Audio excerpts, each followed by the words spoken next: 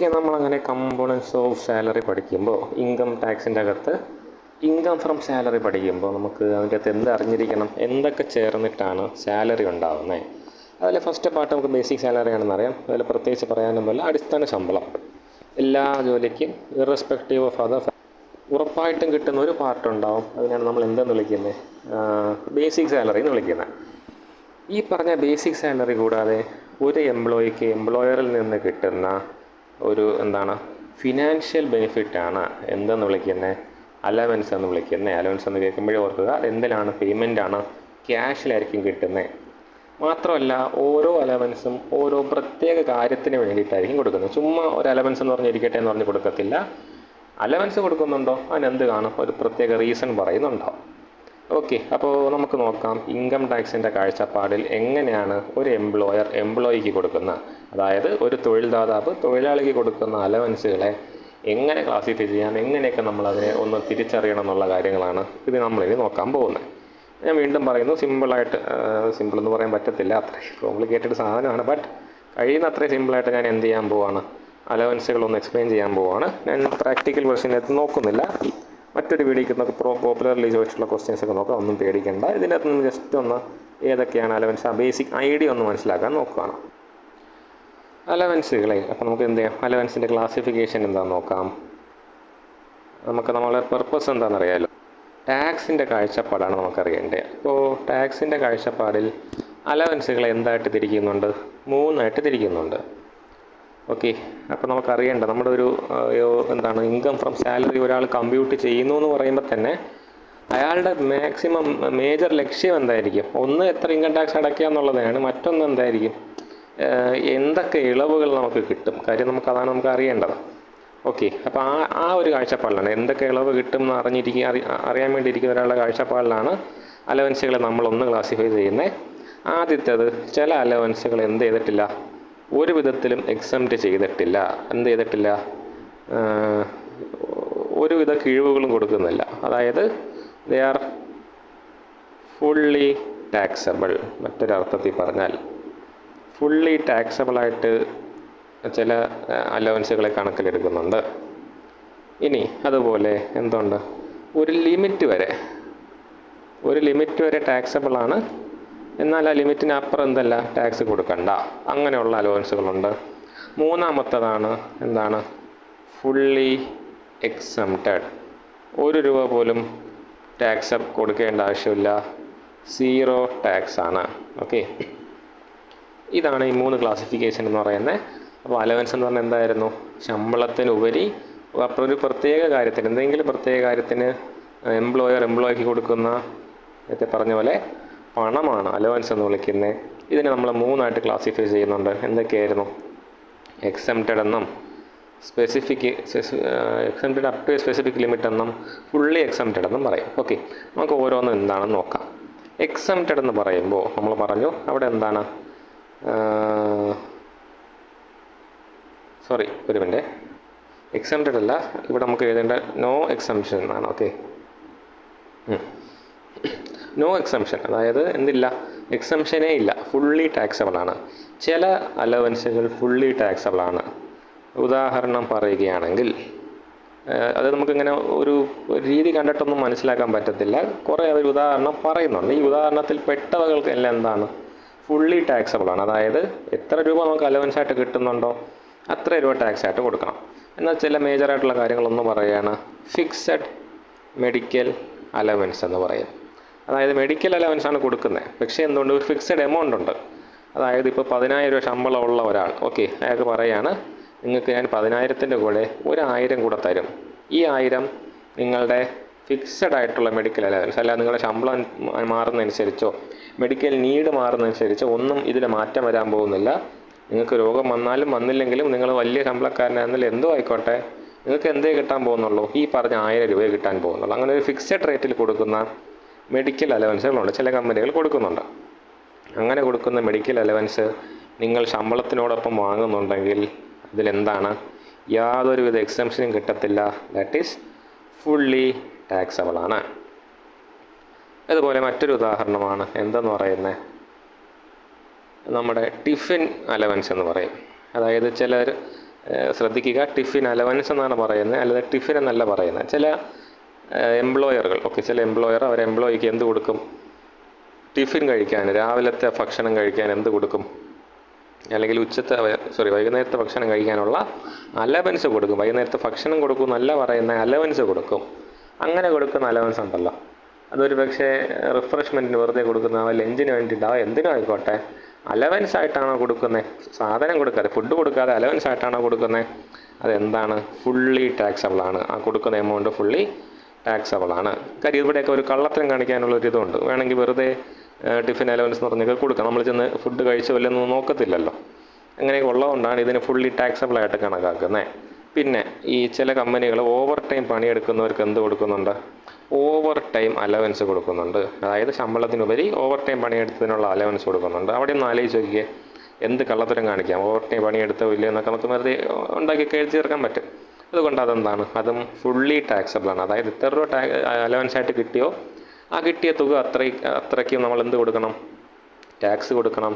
കുറച്ചും കൂടെ ക്ലാരിറ്റിയോട് പറഞ്ഞാൽ നമ്മുടെ ടാക്സബിൾ ഇൻകത്തിലേക്ക് ആ ഒരു എമൗണ്ട് ആഡ് ചെയ്യണം. നമ്മുടെ ഇൻകം ഫ്രം സാലറിക്കകത്ത് ആ ഒരു എമൗണ്ട് ആഡ് ചെയ്ത് കാണിക്കേണ്ടതാണ്. ഓക്കെ. ഇനി ഇതുപോലെ ഈ നമ്മുടെ ഡോക്ടർമാർക്കുള്ളൊരു പ്രത്യേക സാധനമുണ്ട്. ഈ ചിലപ്പോൾ ഈ ഡോക്ടർമാർക്ക് പ്രാക്ടീസ് ചെയ്യാൻ പറ്റാത്ത സന്ദർഭങ്ങളുണ്ടാവും. അല്ലെങ്കിൽ അവരെ പ്രാക്ടീസ് ചെയ്യാൻ റെസ്ട്രിക്റ്റ് ചെയ്തിരിക്കുന്ന സന്ദർഭങ്ങളുണ്ടാകും. അങ്ങനെ അറിയാമായിരിക്കും, ഗവൺമെൻറ് ഡോക്ടർമാരെടുത്ത് വെളിയിലൊന്നും പ്രാക്ടീസ് ചെയ്യരുതെന്ന് പറഞ്ഞിട്ടുണ്ടാവും. അങ്ങനത്തെ ഏതെങ്കിലും വിധത്തിൽ അവരെ റെസ്ട്രിക്റ്റ് ചെയ്യുന്നുണ്ടെങ്കിൽ, അതായത് അവർക്ക് പ്രാക്ടീസ് ചെയ്യാൻ പറ്റുന്നില്ലെങ്കിൽ അതിന് നോൺ പ്രാക്ടീസ് അലവൻസ് കൊടുക്കും. ഓക്കെ. അവരുടെ ജോലി വേറെ എവിടെയെങ്കിലും ചെയ്യുന്നതിൽ റെസ്ട്രിക്ഷൻ ഉണ്ടെങ്കിൽ അങ്ങനെ ചെയ്യാതിരിക്കാൻ ഒരു നോൺ പ്രാക്ടീസ് അലവൻസ് കൊടുക്കും. അതിനും ഈ പറഞ്ഞ പോലെ ഫുള്ളി ടാക്സബിൾ ആണ്. ഞാൻ വീണ്ടും പറയുന്നു, ഇത് ചില ഉദാഹരണങ്ങൾ മാത്രമാണ്. ഇതുപോലെ ഒരുപാട് കാര്യങ്ങളുണ്ട്. ഒന്ന് സെർച്ച് ചെയ്യുക, നിങ്ങൾക്ക് കിട്ടുന്നതൊക്കെ നോക്കുക. നിങ്ങളുടെ ടെക്സ്റ്റ് ബുക്കിലും കാര്യങ്ങളിലൊക്കെ കാണും. ഞാനൊന്ന് പെട്ടെന്ന് നമ്മൾ സാധാരണക്കാരൻ്റെ മനസ്സിൽ നിൽക്കുന്ന കാര്യങ്ങളൊന്ന് പറഞ്ഞു പോയെന്നേ ഉള്ളൂ. ഈ പറയുന്ന ഇതെല്ലാം ഫുള്ളി ടാക്സബിൾ ആണ്. അതായത് എത്ര രൂപ ഈ പറഞ്ഞ ഹെഡുകൾ അലവൻസ് ആയിട്ട് കിട്ടുന്നുണ്ടോ, ആ പൈസ മുഴുവനും നമ്മുടെ ഇൻകം ഫ്രം സാലറിക്കകത്ത് ടാക്സബിൾ ഇൻകമായിട്ട് ആഡ് ചെയ്യും. നമ്മളിനി രണ്ടാമത്തെ ടൈപ്പിലേക്ക് പോവുകയാണ്. സ്പെസിഫിക് ലിമിറ്റ് വരെ ടാക്സബിൾ ആയിട്ടുള്ളത്. ഓക്കെ. അതായത് ഫുള്ളി ടാക്സബിൾ അല്ല, ഫുള്ളി എക്സംപ്റ്റഡ് അല്ല, രണ്ടിനും നടുക്കി നിൽക്കുന്നൊരു സാധനമാണ്. ഫുള്ളി ടാക്സബിൾ എന്ന് പറഞ്ഞാൽ എന്താ? കിട്ടുന്ന അലവൻസിന് മൊത്തം നമ്മൾ ഇൻകം ഫ്രം സാലറിക്കകത്ത് ആഡ് ചെയ്യണം. ഫുള്ളി എക്സംപ്റ്റഡ് എന്ന് പറഞ്ഞാൽ ഒരു രൂപ പോലും ആഡ് ചെയ്യണ്ട. പക്ഷേ ഇത് രണ്ടിൻ്റെ നടുക്ക് നിൽക്കുന്നതാണ്. ഒരു ലിമിറ്റ് വരെ എന്ത് ചെയ്യണം? ആഡ് ചെയ്യണം. അതിനപ്പുറത്ത് ആഡ് ചെയ്യേണ്ട എന്നുള്ളതാണ് up to a specific limit എന്ന് പറയുന്ന ആ ഒരു നടുക്ക് നിൽക്കുന്ന ഒരു മോഡറേറ്റ് ആയിട്ടുള്ള അലവൻസ് എന്ന് പറയുന്നത്.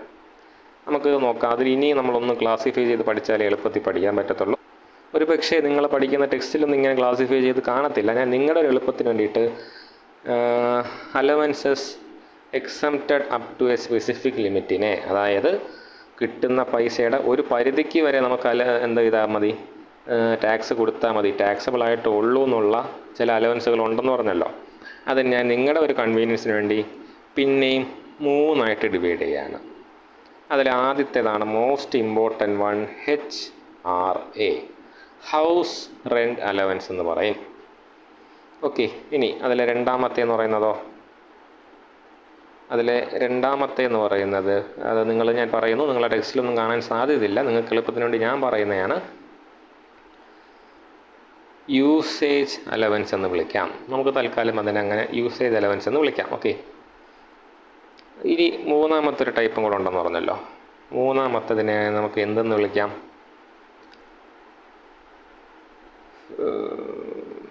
ഇവിടെ നമുക്ക് മൂന്നാമത്തേനെ ഫിക്സഡ് ലിമിറ്റ് എന്ന് വിളിക്കാം. ഞാൻ പറയുന്നു, HRA എന്ന് പറഞ്ഞത് പഠിക്കാൻ കാണും. അവസാനം പറഞ്ഞ ഈ 2 ടൈപ്പ് നിങ്ങൾക്ക് പഠിക്കാനൊന്നും കാണത്തില്ല. നിങ്ങൾക്ക് പെട്ടെന്ന് ഓർമ്മയിൽ നിൽക്കാൻ മനസ്സിലാവാൻ വേണ്ടിയിട്ട് ഞാൻ ഒന്ന് പറഞ്ഞു തരുന്നതാണ്. നമുക്ക് നോക്കാം എന്താണ് ഈ സാധനം ഒന്ന് വിശദമായിട്ട് തന്നെ നോക്കാം. ആദ്യം വരുന്നത് HRA. വളരെ ഇമ്പോർട്ടൻ്റ് ആണ്. നമുക്ക് ഏറ്റവും വലിയ അലവൻസിൻ്റെ അകത്ത് one of the most important calculation വരുന്ന HRAക്കകത്താണ്. ഹൗസ് റെൻ്റ് അലവൻസ് പേര് പറയുന്നതല്ല. എന്താണ് HRA എന്ന് വെച്ചാൽ, HRA എന്ന് പറയുന്നത് നമുക്കൊന്ന് താഴോട്ട് എഴുതാം. ഓക്കെ. HRA എന്ന് പറയുന്നത് പേര് പറയുന്ന പോലെ വീട് വാടക കൊടുക്കാൻ വേണ്ടിയിട്ട് കൊടുക്കുന്ന അലവൻസാണ്. ഫോർ എക്സാമ്പിൾ, നിങ്ങളുടെ കമ്പനി നിങ്ങൾക്ക് നിയമനം തന്നേക്കുന്നത് ഒരു ഡൽഹിയിലോ മുംബൈയിലോ എവിടെയെങ്കിലാണെന്ന് വിചാരിക്കാം. ഓക്കെ, അപ്പോൾ നിങ്ങൾക്ക് എന്ത് ചെയ്യണം? വീട് മാറി താമസിക്കേണ്ടി വരും. അപ്പോൾ അങ്ങനെ നിങ്ങളുടെ ലൊക്കേഷൻ മാറി നിങ്ങൾക്കൊരു ജോലി തരുമ്പോൾ കമ്പനിയുടെ ഉത്തരവാദിത്തമാണ് നിങ്ങൾക്ക് താമസിക്കേണ്ട സൗകര്യം ഉണ്ടാവുന്നുവെന്ന് ഉറപ്പാക്കേണ്ടത്. അപ്പോൾ അങ്ങനത്തെ സാഹചര്യത്തിൽ ഞാൻ നേരത്തെ പറഞ്ഞിട്ടുണ്ട്, അലവൻസുകളെല്ലാം എന്താണ്? ഒരു പർപ്പസിന് വേണ്ടിയിട്ടായിരിക്കും. കൃത്യം ഒരു പർപ്പസ് കാണും എല്ലാ അലവൻസും. ഈ അലവൻസിൻ്റെ പർപ്പസ് എന്താണ്? നിങ്ങൾ ഈ ജോലിയുടെ ഭാഗമായിട്ട് നിങ്ങൾക്ക് വാടകയ്ക്ക് വീടെടുത്ത് താമസിക്കേണ്ടി വന്നാൽ അതിന് ആര് തരുന്നത്? കമ്പനി തരുന്ന അലവൻസിനാണ് ഹൗസ് റെൻ്റ് അലവൻസ് എന്ന് വിളിക്കുന്നത്. അപ്പോൾ ഇനി നമ്മുടെ ഇൻകം ടാക്സിനകത്തുള്ള ചോദ്യം എന്ന് പറയുന്നത്, ഹൗസ് റെൻ്റ് അലവൻസ് കിട്ടുന്ന തുക അത്രയ്ക്കും നമ്മൾ ടാക്സ് കൊടുക്കണമോ? അങ്ങനെ ചോദിക്കുമ്പോൾ നമ്മൾ പിന്നെയും ഒന്ന് വിശദമായിട്ട് നോക്കേണ്ടി വരും. അപ്പോൾ നിങ്ങൾ ചോദിക്കുകയാണ്, എനിക്ക് ഇത്ര ഒരു ഫോർ എക്സാമ്പിൾ എനിക്ക് എല്ലാ മാസവും 10,000 രൂപ ഹൗസ് റെൻ്റ് അലവൻസ് ആയിട്ട് കിട്ടുന്നുണ്ട്. അപ്പോൾ നിങ്ങൾ ചോദിക്കുകയാണ്, ഈ 10,000 രൂപയ്ക്ക് ഞാൻ ടാക്സ് കൊടുക്കണമോ? അങ്ങനെ ചോദിക്കുമ്പോൾ ഇൻകം ടാക്സ് നിങ്ങളടുത്ത് തിരിച്ച് വേറൊരു ചോദ്യം ചോദിക്കും. ആദ്യത്തെ ചോദ്യം എന്താണെന്നറിയോ? ശരി, നിങ്ങൾക്ക് ഹൗസ് റെൻ്റ് അലവൻസ് ആയിട്ട് എത്ര കിട്ടുന്നുണ്ട്? 10,000 കിട്ടുന്നുണ്ട്. ഓക്കെ, ശരിയാണ്. പക്ഷേ എന്നും വെച്ച് നിങ്ങൾ വാടകയ്ക്ക് വീടെടുത്താണോ താമസിക്കുന്നത്? ചിലർ ഹൗസ് റെൻ്റ് അലവൻസ് കിട്ടുന്നുണ്ടാവും, പക്ഷെ എന്തായിരിക്കില്ല? വാടകയ്ക്ക് വീടെടുത്തായിരിക്കില്ല താമസിക്കുന്നത്. ചിലപ്പോൾ അവർ മാറിയ സ്ഥലത്ത് അവരുടെ ബന്ധുക്കളുടെ വീടുണ്ടാവാം, അല്ലെങ്കിൽ ഇവർക്ക് തന്നെ അവിടെ ഒരു വീട് നേരത്തെ ഉണ്ടായെന്നൊക്കെ എന്തോ കാരണം കൊണ്ട് ഇവർ വാടകയ്ക്ക് എടുത്തല്ല താമസിക്കുന്നത്. അങ്ങനത്തെ സിറ്റുവേഷനിലാണെങ്കിൽ ഒന്നും നോക്കണ്ട, എന്താണ്? എത്രയാണോ ഹൗസ് റെൻ്റ് അലവൻസ് കിട്ടുന്നത് അത് മുഴുവനും എന്താണ്? ടാക്സബിളാണ്. ഓക്കെ, ശരി. ഇനി സിറ്റുവേഷൻ അതല്ല, നിങ്ങൾ വാടകയ്ക്ക് വീടെടുത്താണ് താമസിക്കുന്നത്. ഓക്കെ, അപ്പോൾ നിങ്ങൾക്ക് എന്താണ്? സ്വന്തം വീടൊന്നുമില്ല, നിങ്ങൾ വാടകയ്ക്ക് വീടെടുത്താണ് താമസിക്കുന്നത് എങ്കിൽ എങ്ങനെയായിരിക്കും അതിൻ്റെ ട്രീറ്റ്മെൻറ്റ് എന്നുള്ളതാണ് മുഖ്യം. കുറച്ച് കോംപ്ലിക്കേഷൻ, വളരെ കുറച്ചെന്ന് പറയാൻ കാര്യം അങ്ങോട്ടുള്ള പല കാൽക്കുലേഷനും വെച്ച് നോക്കുമ്പോൾ ചെറിയൊരു കോംപ്ലിക്കേഷൻ അതിൻ്റെ അകത്തുള്ളൂ. ഇനി അപ്പോൾ നിങ്ങൾക്ക് എന്താണ്? ഇപ്പോൾ നിങ്ങൾ സമ്മതിച്ചു കഴിഞ്ഞു, നിങ്ങൾ എന്താണ്? വാടകയ്ക്ക് വീടെടുത്താണ് താമസിക്കുന്നത്, അല്ല ചുമ്മാ അല്ല ഹൗസ് റെൻ്റ് അലവൻസ് വാങ്ങുന്നത്. അങ്ങനെയാണെന്നുണ്ടെങ്കിൽ അവിടെ 3 കാര്യങ്ങൾ നോക്കണം. ഓക്കെ, ഒന്നാമത്, ഇതിപ്പോൾ കേൾക്കുമ്പോൾ നിങ്ങൾ ഒറ്റടി പഠിക്കാനൊന്നും പോകുന്നില്ല, ജസ്റ്റ് ഒന്ന് അറിഞ്ഞിരിക്കാൻ വേണ്ടി പറയുന്നതെന്നേ ഉള്ളൂ. നമ്മൾ പ്രോബ്ലം നോക്കും, പേടിക്കണം. ഒന്നാമത്തെ കാര്യം നോക്കേണ്ടത് എന്താണ്? നിങ്ങൾ എത്ര രൂപയാണ് ടോട്ടൽ ആ വർഷം വാടക കൊടുത്തത്? ഓക്കെ, അതിൽ നിന്ന് എന്ത് കുറയ്ക്കണം? നിങ്ങളുടെ സാലറിയുടെ 10% കുറയ്ക്കണം. സാലറി എന്ന് പറഞ്ഞാൽ എന്താണെന്ന് വിശദമായിട്ട് പറയുന്നുണ്ട്, അതിലേക്കൊന്നും ഞാൻ പോകുന്നില്ല. വെറുതെ സാലറി എന്ന് പറയാൻ പറ്റത്തില്ല. ഓക്കെ, കാര്യങ്ങൾ ഓർക്കുക. നമ്മളിപ്പോൾ മൊത്തം സാലറി കണ്ടുപിടിച്ചിട്ടില്ല. ഇൻകം ടാക്സിൻ്റെ കാഴ്ചപ്പാടിലെ സാലറി എത്ര എന്നറിയാൻ വേണ്ടിയിട്ടാണ് ഈ പാളത്തിൽ പെടുന്നത്.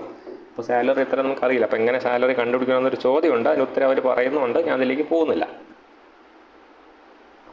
നമുക്കിനി എന്ത് നോക്കാം? അടുത്ത രണ്ടാമത്തെ കാര്യം നോക്കാം. രണ്ടാമത്തെ കാര്യം പറയുന്നു. ഒന്നാമത്തെ കാര്യം എന്താണ്? റെൻറ്റിൽ നിന്ന് 10%, സാലറിയുടെ 10% കുറയ്ക്കുക. പിന്നെ രണ്ടാമത്തെ കാര്യം, നിങ്ങളുടെ സാലറിയുടെ 40% എടുക്കുക. ഈ 40% നിങ്ങൾ മുംബൈ, ചെന്നൈ പോലുള്ള സിറ്റിയിലാണ് താമസിക്കുന്നതെങ്കിൽ 50% എടുക്കുക. അപ്പോൾ അത് എന്തനുസരിച്ച് മാറും? നിങ്ങൾ താമസിക്കുന്ന സ്ഥലം അനുസരിച്ച് മാറും. പിന്നെ മൂന്നാമത് ഒരു കാര്യം, നിങ്ങൾക്ക് യഥാർത്ഥത്തിൽ എത്ര HRA കിട്ടി? ഓക്കെ, അപ്പോൾ നിങ്ങൾ ഒന്നും കൂടെ ഓർക്കുക, നിങ്ങളുടെ HRA ടാക്സബിൾ ആണോ അല്ലയോ എന്ന് ചോദിച്ചപ്പോൾ ഇൻകം ടാക്സ് എന്ത് ചോദിച്ചു? നിങ്ങൾ സ്വന്തം വീട്ടിലാണോ വാടക വീട്ടിലാണോ താമസിക്കുന്നത്?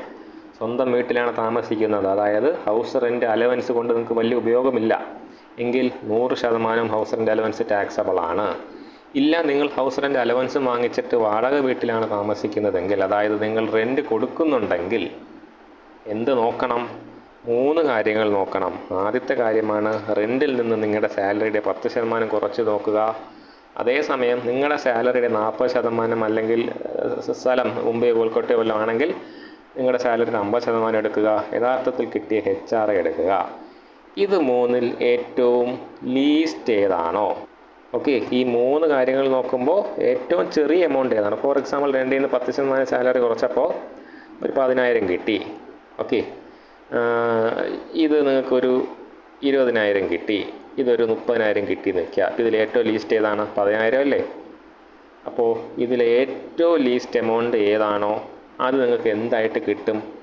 എക്സംഷനായിട്ട് കിട്ടും. ഓർക്കുക, അതിന് ടാക്സ് കൊടുക്കണമെന്നല്ല, ആ ലീസ്റ്റ് എമൗണ്ട് എക്സംഷനായിട്ട് നിങ്ങൾക്ക് ക്ലെയിം ചെയ്യാൻ പറ്റും. അതായത് നിങ്ങൾക്ക് ഇപ്പോൾ യഥാർത്ഥത്തിൽ കിട്ടിയ HRA 30,000 അല്ലേ? ഏറ്റവും ലീസ്റ്റ് ഇവിടെ 10,000 ആയിരുന്നു. അപ്പോൾ 30,000-ൽ നിന്ന് 10,000 പോയിട്ട് ബാക്കി 20,000 നിങ്ങൾ എന്ത് ചെയ്താൽ മതി, ടാക്സ് അടച്ചാൽ മതി, അല്ലെങ്കിൽ നിങ്ങളുടെ സാലറീൻ്റെ കൂടെ ടാക്സബിൾ ഇൻകമായിട്ട് ആഡ് ചെയ്താൽ മതി. ഓക്കെ, ഇതാണ് HRAയുടെ കണക്ക്. പേടിക്കേണ്ട, ജസ്റ്റ് എന്ന് പറഞ്ഞാൽ നമുക്ക് കാൽക്കുലേഷൻ ചെയ്യുമ്പോൾ കുറച്ചും കൂടെ ക്ലാരിറ്റി കിട്ടും. അതവിടെ അങ്ങനെ കിടക്കട്ടെ. നമ്മൾ വീണ്ടും മുകളിലേക്ക് പോവാണ്. ഞാൻ ഒന്നും കൂടെ പറയുന്നു, നമ്മൾ അലവൻസുകളെ 3ആയിട്ട് ക്ലാസിഫൈ ചെയ്തു. ടാക്സ് അടയ്ക്കേണ്ടാത്ത എക്സംപ്ഷൻ ഇല്ലാത്ത, അതായത് മുഴുവനും ടാക്സ് അടയ്ക്കേണ്ടി വരുന്ന അലവൻസുകൾ, ഒരു പരിധി വരെ മാത്രം ടാക്സ് അടയ്ക്കേണ്ടി വരുന്ന അലവൻസുകൾ, പിന്നെ എന്ത് പറഞ്ഞു, ഫുള്ളി എക്സംപ്റ്റ്. നമ്മൾ എക്സംഷൻ്റെ കാഴ്ചപ്പാടില്ല നോക്കി പോകുന്നത്. എക്സംഷനേ ഇല്ല, കുറച്ച് എക്സംഷനേ ഉള്ളൂ, മുഴുവനും എക്സംപ്റ്റഡ് ആണ്, ടാക്സ് അടയ്ക്കേണ്ട. ഓക്കെ, അതിൽ ആദ്യത്തേത് നമ്മൾ പറഞ്ഞു കഴിഞ്ഞു. രണ്ടാമത്തേനെ നമ്മൾ 3ആയിട്ട് ക്ലാസിഫൈ ചെയ്തു. അതിലെ ആദ്യത്തേത് നമ്മൾ പറഞ്ഞു കഴിഞ്ഞു, HRA. അടുത്തതാണ് യൂസേജ് അലവൻസ് എന്ന് ഞാൻ വിളിച്ചത്. ഇൻകം ടാക്സ് അങ്ങനെയൊന്നും വിളിക്കുന്നില്ല. അതായത് ഈ സ്പെസിഫൈഡ് ലിമിറ്റ് വരെ ടാക്സ് അടയ്ക്കേണ്ടാത്ത അലവൻസുകളുണ്ടല്ലോ, അതിൽ ചില അലവൻസുകളുണ്ട്. ഫോർ എക്സാമ്പിൾ, യാത്രയ്ക്ക് വേണ്ടി കൊടുക്കുന്ന ഒരു അലവൻസ് ഉണ്ട്. ആ അലവൻസിൻ്റെ പേരാണ്, നമുക്ക് ഇങ്ങോട്ട് എഴുതാം. ആ അലവൻസിനെ കൺവേയൻസ് അലവൻസ്, കൺവേയൻസ് എന്ന് വെച്ചാൽ യാത്ര, കൺവേയൻസ് അലവൻസ് എന്ന് വിളിക്കും. അതുപോലെയുള്ള വേറെ ചില അലവൻസുകളുണ്ട്. ഒരു ഉദാഹരണം പറയുകയാണെങ്കിൽ നമുക്ക് എന്ത് പറയാം, നമ്മുടെ യൂണിഫോമിന് കൊടുക്കുന്ന അലവൻസ് ഉണ്ട്. ഓക്കെ, യൂണിഫോം അലവൻസ് എന്ന് പറയും. ചില ഈ സെക്യൂരിറ്റി സ്റ്റാഫ് പോലത്തുള്ള ജോലികൾക്ക് യൂണിഫോം മസ്റ്റാണ്, അതിനെ മെയിൻറ്റെയിൻ ചെയ്യുക മസ്റ്റായിട്ടുള്ള ജോലികളിൽ യൂണിഫോം അലവൻസ് എടുക്കും. നമ്മുടെ ഇതിനൊക്കെ കാണും, പോലീസിനും പട്ടാളത്തിനൊക്കെ കാണും യൂണിഫോം അലവൻസ്. ഇതുപോലെയുള്ള അലവൻസുകൾക്ക് യൂസേജ് അനുസരിച്ചാണ് എന്തുമാത്രം പിന്നെ ടാക്സ് കൊടുക്കണം, എന്തുമാത്രം ടാക്സ് കൊടുക്കണ്ടെന്ന് തീരുമാനിക്കുന്നത്. ഒരു ഉദാഹരണം പറയാം. നമ്മുടെ സെക്രട്ടേറിയറ്റിൽ ഒരു സമരം നടക്കുകയാണ്. ഓക്കെ, അപ്പോൾ നമ്മുടെ കാസർഗോഡ് നിന്നൊരു പോലീസുകാരനെ നമ്മൾ സെക്രട്ടേറിയറ്റിലേക്ക് എത്തിക്കണം. എന്തോ കാരണങ്ങളുണ്ട്, ഇവിടെ ഒന്നും പോലീസില്ല, കാസർഗോഡിൽ നിന്ന് ഇറക്കുകയാണ്. ഓക്കെ, അപ്പോൾ അവിടെ നിന്ന് കാസർഗോഡ് നിന്ന് ഇങ്ങോട്ട് വരാൻ നമ്മുടെ കേരള സർക്കാർ പോലീസുകാർക്ക്, ഒരു പോലീസുകാരന് ഒരു 500 രൂപ യാത്രാക്കൂലി ആയിട്ട്, അതായത് കൺവേയൻസ് അലവൻസ് ആയിട്ടും, അപ്പോൾ അവരുടെ ഒരു സമരം കഴിയുമ്പോൾ യൂണിഫോമൊക്കെ ഒന്ന് മെയിൻറ്റെയിൻ ചെയ്തെടുക്കണമല്ലോ, എന്തെങ്കിലും കേടുപാട് പറ്റിയാൽ മെയിൻറ്റെയിൻ ചെയ്തെടുക്കണമല്ലോ, അതിന് വേണ്ടിയിട്ട് പിന്നെ ഒരു 500 രൂപ, അങ്ങനെ മൊത്തത്തിൽ 1000 രൂപ അലവൻസുകളായിട്ട് കൊടുത്തു. ഓക്കെ, ഇതാണ് സർക്കാർ കൊടുത്തത്. ഓക്കെ, നിങ്ങൾ ശ്രദ്ധിക്കുക, സർക്കാർ കൊടുത്ത എന്താണ്, യാത്രാക്കൂലിയായിട്ട് ഒരു 500 കൊടുത്തു, അവർ യൂണിഫോം മെയിൻറ്റെയിൻ ചെയ്യാൻ വേണ്ടി പിന്നെ ഒരു 500 കൊടുത്തു. പക്ഷേ ഇവർക്ക് യാത്രാക്കൂലി 300 രൂപയെ ചിലവായിട്ടുള്ളൂ, അല്ലെങ്കിൽ 300 ചിലവായിട്ട് ഇവർക്ക് തെളിയിക്കാൻ പറ്റുന്നുള്ളൂ. അതേപോലെ യൂണിഫോം നന്നാക്കാൻ വേണ്ടി 200 ചിലവായതായിട്ടേ തെളിയിക്കാൻ പറ്റുന്നുള്ളൂ. അപ്പോൾ ഇവിടുത്തെ കളി എന്താണ്, സർക്കാർ എന്ത് കൊടുത്തു, 1000 രൂപ അലവൻസായിട്ട് കൊടുത്തു രണ്ടിനും കൂടെ.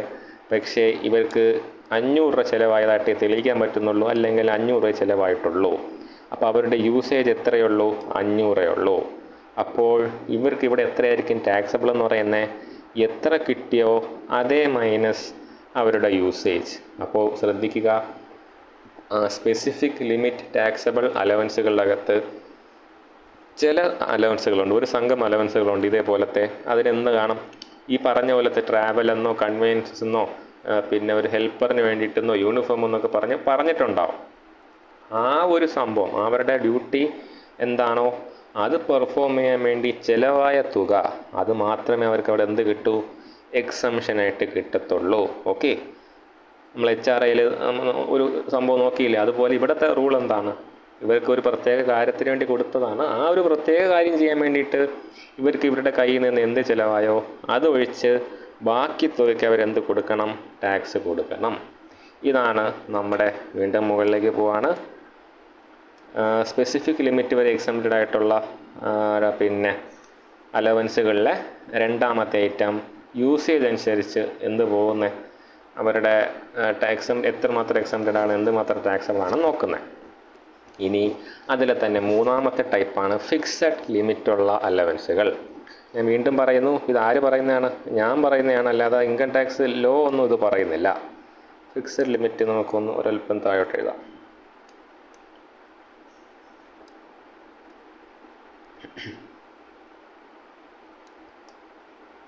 നമ്മളത് എവിടെയായിട്ട് എഴുതിയാണ്, ഫിക്സഡ് ലിമിറ്റുള്ള ചില അലവൻസുകളുണ്ട്. എന്താണ് ഈ ഫിക്സഡ് ലിമിറ്റുള്ള അലവൻസ് എന്നറിയാവോ? അതായത് നമുക്ക് ഒരു ഉദാഹരണം പറയുകയാണെങ്കിൽ, ഒരു എംപ്ലോയി, ഓക്കെ, ഇപ്പോൾ നമ്മുടെ കേരള സർക്കാരിൻ്റെ ഒരു എംപ്ലോയി ആണെന്ന് തന്നെ വിചാരിക്കുക. അയാളുടെ മകന് പഠിക്കാൻ വേണ്ടിയിട്ട് അവർ ഒരു എഡ്യൂക്കേഷൻ അലവൻസ് കൊടുക്കുന്നു. എഡ്യൂക്കേഷൻ ലോണല്ല, എഡ്യൂക്കേഷൻ അലവൻസ് കൊടുക്കുന്നുണ്ട്. ഓക്കെ, ഈ അലവൻസായിട്ട് കൊടുക്കുന്ന എല്ലാ മാസവും ഒരു 1000 രൂപ കേരള സർക്കാർ കൊടുക്കുന്നുണ്ടെന്ന് വിചാരിക്കുക. ഓക്കെ, ഇതിൻ്റെ അകത്ത് ഈ പറഞ്ഞ പോലെ എത്ര യൂസായി ബാക്കി അടച്ചാൽ മതി എന്നല്ല പറയുന്നത്. ഇതിൻ്റെ അകത്ത് എന്ത് പറയുന്നതെന്നറിയാമോ? കൃത്യം ഒരു ഫിക്സഡ് ലിമിറ്റ് പറയുന്നുണ്ട്. എഡ്യൂക്കേഷൻ അലവൻസിന് പറഞ്ഞേക്കുന്ന ലിമിറ്റ് 100 രൂപ. ഓക്കെ, 100 രൂപ per month per child up to 2 children എന്നാണ് പറയുന്നത്. നിങ്ങൾക്ക് ഒരു മാസം 100 രൂപ വരെ, ഓക്കെ, 100 രൂപ വരെ ഒരു കുട്ടിക്ക് ചിലവാക്കാം, 2 കുട്ടി മാക്സിമം. അപ്പോൾ എന്താ പറയുന്നത്, നിങ്ങൾ ഒരു കുട്ടിയുണ്ട്, ആ കുട്ടിക്ക് സർക്കാർ തരുന്നത് 1000 രൂപയാണെങ്കിൽ ഈ പറഞ്ഞ 100 രൂപ നിങ്ങൾക്ക് എന്ത് ചെയ്യാം? എക്സംപ്റ്റഡ് ആയിട്ട് ക്ലെയിം ചെയ്യാം. ഇല്ല, നിങ്ങൾക്ക് 2 കുട്ടികളുണ്ടെങ്കിൽ ഒരു മാസം 200 രൂപ എക്സംപ്റ്റഡ് ആയിട്ട് ക്ലെയിം ചെയ്യാം. നിങ്ങൾക്ക് 3 കുട്ടികളുണ്ടെങ്കിലോ ഒന്നും പറഞ്ഞിട്ട് കാര്യമില്ല, 2 കുട്ടികൾക്ക് എന്തുള്ളൂ? ക്ലെയിം ചെയ്യാനുള്ള അവകാശമുള്ളൂ. അപ്പോൾ നിങ്ങൾക്ക് 2 കുട്ടികൾ വരെ ഉണ്ടെങ്കിൽ അവരുടെ ഒരു മാസത്തെ ചിലവിന് തരുന്ന എഡ്യൂക്കേഷൻ അലവൻസ് ഉണ്ടെങ്കിൽ എന്ത് ചെയ്യാം? 100 രൂപ ഫിക്സഡ് ലിമിറ്റാണ്, അല്ലാതെ എത്ര യൂസ് ചെയ്തു എന്നല്ല പറയുന്നത്. ഫിക്സഡ് ലിമിറ്റ് എത്രയാണ്? 100 രൂപ പെർ മന്ത് നിങ്ങൾക്ക് എന്ത് ചെയ്യാം? ആ അലവൻസിൻ്റെ അകത്ത് നിന്ന് എക്സംഷനായിട്ട് ക്ലെയിം ചെയ്യാൻ പറ്റും. ഇതുപോലെ തന്നെ പറയുന്ന വേറൊരു സാധനമാണ് നമ്മുടെ വിദ്യാർത്ഥികൾക്ക് വേണ്ടിയിട്ടുള്ള തന്നെ ഹോസ്റ്റൽ അലവൻസ് പറയുന്നുണ്ട്. ഹോസ്റ്റൽ അലവൻസിൽ ഇതേപോലെ പറയുന്നത്, ഇവിടെ നമ്മൾ എഡ്യൂക്കേഷന് 100 ആണെങ്കിൽ ഹോസ്റ്റൽ അലവൻസിന് പറയുന്ന അതേ റൂളിൽ തന്നെ 300 എന്നാണ് പറയുന്നത്. അതായത് എത്ര രൂപ നിങ്ങൾക്ക് കിട്ടുന്നു അതിൽ കാര്യമില്ല, നിങ്ങൾക്ക് എത്രയേ ക്ലെയിം ചെയ്യാൻ പറ്റൂ? ഒരു മാസം 300 രൂപ പെർ ചൈൽഡ്, 2 ചൈൽഡിന് വരെ. ഇതാണ് എന്തെന്ന് പറയുന്നത്, ഈ ഞാൻ നേരത്തെ പറഞ്ഞ പോലെ ഒരു ഫിക്സഡ് ലിമിറ്റ് വെച്ചിട്ടുള്ള ചില ടൈപ്പ് ഓഫ് അലവൻസുകളുടെ അകത്ത് പറയുന്നത്. അപ്പോൾ വീണ്ടും ശ്രദ്ധിക്കുക, നമ്മൾ മെയിൻ ഹെഡിങ്ങിലേക്ക് പോവാണ്. ഇതാണ് മെയിൻ ഹെഡിങ്. അതായത് എന്താണ്? അലവൻസുകൾ 3 തരം. ഒട്ടും എക്സംപ്റ്റഡ് അല്ലാത്ത, അതായത് എത്ര അലവൻസ് കിട്ടുമോ അത് ഫുള്ളി ടാക്സബിൾ ആയിട്ടുള്ള അലവൻസ് അത് ഏതൊക്കെയെന്ന് നമ്മൾ പറഞ്ഞു, ചില ഉദാഹരണങ്ങൾ പറഞ്ഞു. സ്പെസിഫിക് ലിമിറ്റ് വരെ ടാക്സബിൾ, ബാക്കിക്ക് ടാക്സ് കൊടുക്കണ്ട എന്നുള്ളത് പറഞ്ഞു. അതിൻ്റെ അകത്ത് അതിനെ ഞാൻ നിങ്ങളുടെ എളുപ്പത്തിന് വേണ്ടി 3ആയിട്ട് ക്ലാസിഫൈ ചെയ്തു. ഹൗസ് റെൻ്റ് അലവൻസ്, വീട്ടിൻ്റെ വാടക കിട്ടുന്ന അലവൻസ് പറഞ്ഞു. യൂസേജ് അലവൻസ്, ചില ഡ്യൂട്ടി പെർഫോം ചെയ്യുന്ന ആൾക്കാർക്ക് അവരുടെ എന്താണ് ആ പ്രത്യേക യൂസ് എത്ര മാത്രമാണോ കിട്ടിയ അലവൻസിൽ നിന്ന് യൂസ് ചെയ്തതൊഴിച്ച് ബാക്കിക്ക് മാത്രം ടാക്സ് കൊടുത്താൽ മതി എന്നുള്ള അലവൻസുകളാണ്. 3ാമത്തെ അലവൻസ് ഫിക്സഡ് ലിമിറ്റ് പറയുന്നുണ്ട്. ഞാനിപ്പോൾ ഉദാഹരണത്തിന് പറഞ്ഞ പോലെ ഇപ്പോൾ എഡ്യൂക്കേഷൻ, നിങ്ങളെ മക്കൾ എഡ്യൂക്കേഷൻ അലവൻസ് കൊടുക്കുന്നുണ്ടെങ്കിൽ എത്ര രൂപ കിട്ടുന്നു അതിൽ കാര്യമില്ല, നിങ്ങൾ എത്ര ഉപയോഗിച്ചോ അതിലും കാര്യമില്ല. ഒരു ഫിക്സഡ് ലിമിറ്റ് പറയുന്നുണ്ട്. എല്ലാ മാസവും 100 രൂപ പെർ മന്ത്, 100 രൂപ പെർ ചൈൽഡ് ഫോർ 2 ചിൽഡ്രൻ. പേടിക്കേണ്ട, നമ്മൾ കണക്കാക്കി നോക്കുന്നുണ്ട്. ഇതുപോലെ ഒരുപാട് അലവൻസ് ഫിക്സഡ് ലിമിറ്റ് വെച്ചും പറയുന്നുണ്ട്. അത് ഞാൻ പറയാൻ പോയാലും ഒരുപാടുണ്ട്. തൽക്കാലം ബേസിക്കായിട്ടൊന്ന് അറിഞ്ഞേക്കാം. ഓക്കെ, അപ്പോൾ നമ്മൾ മേജർ 3 ക്ലാസിഫിക്കേഷനിലെ 2 എണ്ണം നോക്കിക്കഴിഞ്ഞു. We are moving to the last one, fully exempted. Okay, fully exempted എന്ന് പറഞ്ഞാൽ എന്താ? ഈ പറഞ്ഞ അലവൻസുകൾക്ക്, ഈ താഴെ പറയുന്ന അലവൻസുകൾക്ക് എന്ത് കൊടുക്കണ്ട? ടാക്സേ കൊടുക്കണ്ട. ഞാൻ അതിനൊരു കോഡായിട്ട് നിങ്ങൾക്ക് പഠിക്കാൻ എളുപ്പമായിട്ടൊരു കോഡായിട്ട് പറയാം. അതായത് UN-ലെ ജഡ്ജി എപ്പോഴും എവിടെ ആയിരിക്കും താമസിക്കുന്നത്? എപ്പോഴും താമസിക്കുന്നത് ഒരു ഫോറിൻ ഹോട്ടലിലായിരിക്കും അല്ലേ? UN-ലെ ജഡ്ജി എന്നൊക്കെ പറയുമ്പോൾ എന്തായാലും ഒരു ഫോറിൻ ഹോട്ടലിലായിരിക്കുമല്ലോ താമസിക്കുന്നത്. ഇതൊന്ന് മനസ്സിലുണ്ടാവട്ടെ. കാരണം എന്താണെന്ന് പറഞ്ഞുതരാം. ഈ പറഞ്ഞേക്കുന്ന 4 വാക്കുകളും 4 അലവൻസുകളാണ്. അതായത് ഫുള്ളി എക്സംപ്റ്റഡ് ആയിട്ടുള്ള 4 അലവൻസുകൾ. ആദ്യം നമ്മൾ പറഞ്ഞു UN എന്താണെന്നറിയാമല്ലോ? യുണൈറ്റഡ് നേഷന് ഒരുപാട് ഓർഗനൈസേഷൻസ് ഉണ്ട്. അപ്പോൾ അവിടുത്തെ ഒരു എംപ്ലോയിക്ക് ഇന്ത്യയിൽ ജോലി ചെയ്യുന്നതിന് എന്ത് കൊടുക്കുന്നു? അലവൻസ് കൊടുക്കുന്നുണ്ടെങ്കിൽ ആ അലവൻസിന് എന്തില്ല? ടാക്സ് ഇല്ല. അത് UN-ൽ ജോലിയൊക്കെ ചെയ്യാൻ, അല്ലെങ്കിൽ ആ പൊസിഷന് ഒരു ബഹുമാനം, അങ്ങനെയൊക്കെ ആണെന്ന് വേണമെങ്കിൽ കരുതാം. അപ്പോൾ എന്തായാലും UN-ൽ ജോലി ചെയ്യുന്ന ഒരാൾക്ക് ഇന്ത്യയിൽ എന്ത് കൊടുക്കണ്ട? അയാൾക്ക് കിട്ടുന്ന അലവൻസിന് ടാക്സ് കൊടുക്കണ്ട. പിന്നെ നമ്മുടെ ഹൈക്കോർട്ട് ആൻഡ് സുപ്രീം കോർട്ട് ജഡ്ജികൾക്ക് കിട്ടുന്ന മറ്റൊരു അലവൻസ് ഉണ്ട് എന്ന് പറഞ്ഞാൽ എങ്ങനെ പറയാം? അവർക്ക് കിട്ടുന്ന ഒരുപാട് അലവൻസുകൾ കാണുമല്ലോ. ജഡ്ജി എന്ന് പറഞ്ഞ പൊസിഷൻ കാണുമ്പോൾ നമുക്ക് അറിയാം. അപ്പോൾ അവർക്ക് കിട്ടുന്ന ഒരുപാട് അലവൻസുകളുണ്ട്. അതിന് ഏതായിരുന്നു അതിൻ്റെ എത്ര ടോട്ടൽ വന്നാലും എന്ത് കൊടുക്കണ്ട? ടാക്സ് കൊടുക്കണ്ട. അപ്പോൾ അവർക്ക് കൊടുക്കുന്ന അലവൻസുകളുടെ ടോട്ടാലിറ്റിക്ക് ഒന്നും ടാക്സ് കൊടുക്കണ്ട. പിന്നെ നമ്മുടെ ഇന്ത്യയിലുള്ള ചില എംപ്ലോയികൾക്ക് ഫോറിൻ കൺട്രീസിൽ പോയി ഇന്ത്യൻ ഗവൺമെൻറ്റിന് വേണ്ടി പണിയെടുക്കേണ്ടി വരും. ഫോർ എക്സാമ്പിൾ, നമ്മുടെ യുക്രൈനിൽ ഒരു യുദ്ധവും പ്രശ്നമൊക്കെ വന്നപ്പോൾ ഇന്ത്യയിൽ നിന്ന് ആൾക്കാരവിടെ പോയിട്ട് എന്ത് ചെയ്തു, പിന്നെ അവിടെ ഉള്ള വിദ്യാർത്ഥികളെ രക്ഷപ്പെടുത്തി കൊണ്ടുവന്നു. അപ്പോൾ അങ്ങനെ പോകാൻ വേണ്ടിയിട്ടും ഇവിടെ ഉള്ളവർക്ക് എന്ത് കൊടുക്കും? ഫോറിൻ കൺട്രി പിന്നെ ട്രാവൽ, അവിടുത്തെ സെറ്റിൽമെൻറ്റ് കാര്യങ്ങൾക്ക് വേണ്ടി ഒരു അലവൻസ് കൊടുക്കും. ഫോറിൻ അലവൻസ് എന്ന് പറയാം. ആ അലവൻസിനും എന്തില്ല, ടാക്സ് കൊടുക്കണ്ട. പിന്നെ പറയുന്നത് ഹോട്ടലെന്ന് നമ്മളിവിടെ നിങ്ങൾ എളുപ്പത്തിന് വേണ്ടി പറഞ്ഞു. പക്ഷേ ലോ പറയുന്നത് എന്താണെന്ന് അറിയാമോ? പെർ ഡീം അലവൻസ് എന്നാണ് പറയുന്നത്. പെർ ഡീം അലവൻസ് എന്ന് പറയുന്നത് പേര് പറയുന്ന പോലെ പെർ ഡേ ആണ്. അതായത് നമുക്ക് പെർ ഡേ റെസിഡൻസിന് വേണ്ടിയിട്ട് നിങ്ങളുടെ എംപ്ലോയിക്ക് എന്തെങ്കിലും ഒരു കാരണം കൊണ്ട് എന്തെങ്കിലും ഒരു പർപ്പസ് ചെയ്യാൻ വേണ്ടിയിട്ട് പെർ ഡേ വാടക കൊടുക്കുന്ന ഹോട്ടലിലോ റൂമിലോ വല്ല താമസിക്കേണ്ടി വന്നാൽ നിങ്ങളൊരു അലവൻസ് കൊടുക്കുമല്ലോ. ആ അലവൻസിനും എന്തില്ല, ടാക്സ് കൊടുക്കണ്ട, അല്ലെങ്കിൽ ടാക്സബിൾ ഇൻകത്തിലേക്ക് ആഡ് ചെയ്യേണ്ട ആവശ്യമില്ല. ഈ 4 കാര്യങ്ങളാണ് എന്താണ് ഫുള്ളി എക്സംപ്റ്റഡ് ആയിട്ടുള്ള അലവൻസ്. 4 കാര്യങ്ങളേ ഉള്ളൂ. അതുകൊണ്ടാണ് ഞാൻ പറഞ്ഞത്, ആ ഒരു കോഡ് പറഞ്ഞത് UN ജഡ്ജിക്ക് എപ്പോഴും എവിടെയായിരിക്കും താമസിക്കുന്നത്?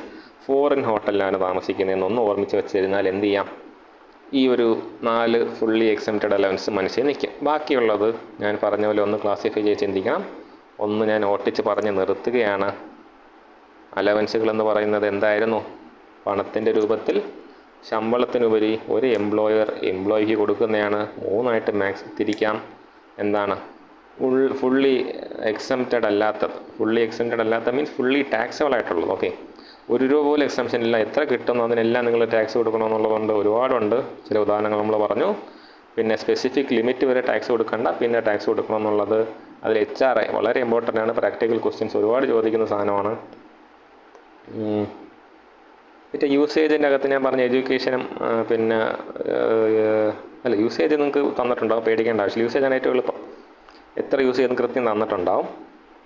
ഫിക്സഡ് ലിമിറ്റ് വരുന്നതിനകത്ത് പോപ്പുലർലി കണ്ടിട്ടുള്ളത് എഡ്യൂക്കേഷനും ഹോട്ടൽ ഫീസൊക്കെയാണ്. ഇതൊക്കെയാണ് ഫുള്ളി എക്സംപ്റ്റഡ് എന്ന് പറയുന്നത്. ഓക്കെ ആണെന്ന് വിശ്വസിക്കുന്നു. എന്ത് ഡൗട്ട് ഉണ്ടെങ്കിലും ചോദിക്കുക. നമുക്ക് ഇതിൻ്റെ പ്രാക്ടിക്കൽ ഒട്ടും വൈകാതെ തന്നെ കാണാം. Okay, thank you.